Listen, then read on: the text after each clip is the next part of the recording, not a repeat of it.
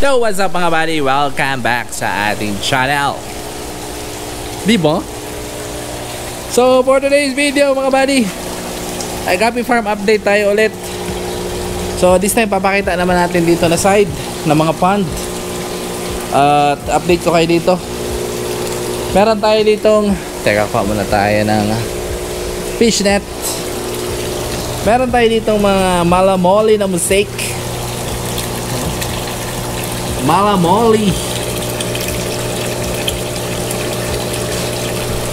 Yan.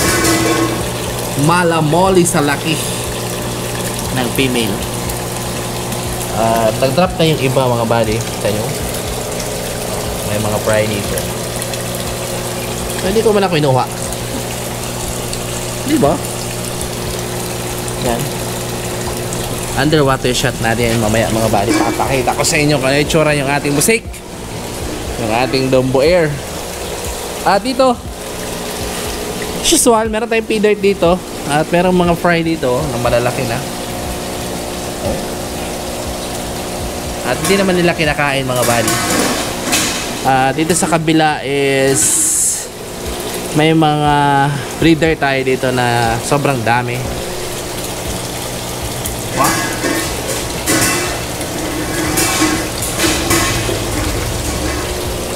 Diba? Dami. Tapos dito is maglalagay tayo ng mga panibagong breeder mga buddy. Kasi meron akong binibreed doon sa taas ng mga feeder. Bala kong ilagay dito ulit. Ayan. Para mabilis natin silang mapadami. Tapos buddy!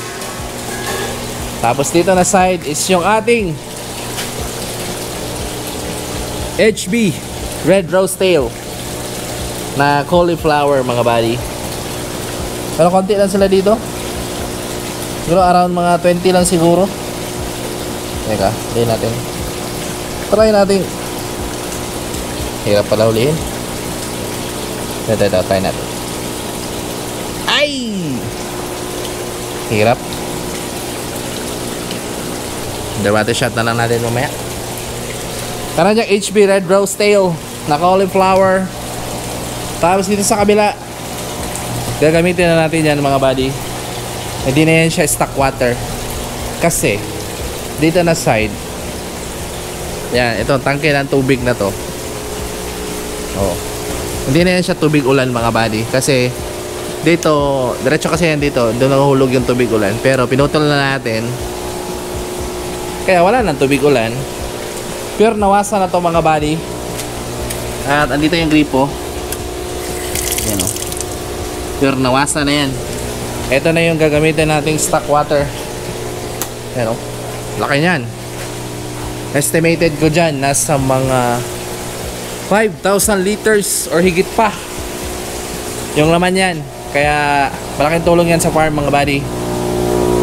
At maingay dito. Pakita natin yung isa dito sa mga ginogrom. Meron akong bagong ginogrom dito. Ito muna pala. Meron kaming project dito ni Bada Roter. Ito. Ay, hindi pala ito. Sa kabila. Ito. Pea dirt koi. Ayan o. Pea dirt. Ito yung lalaki mga buddy na gamit namin. Hindi siya platinum. Kita nyo? Hindi siya platinum pero malaki yung ears niya. Tapos yung mga female natin mga body, eto koi talaga. Pea dirt koi pero hindi platinum.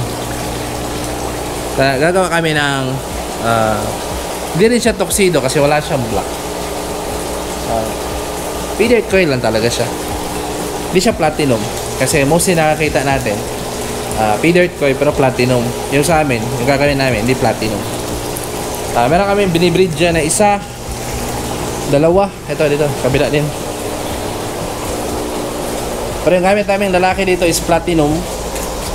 Ayan o, platinum yung mga lalaki dito. Pero yung female, ganun pa rin. Koi, non-albino.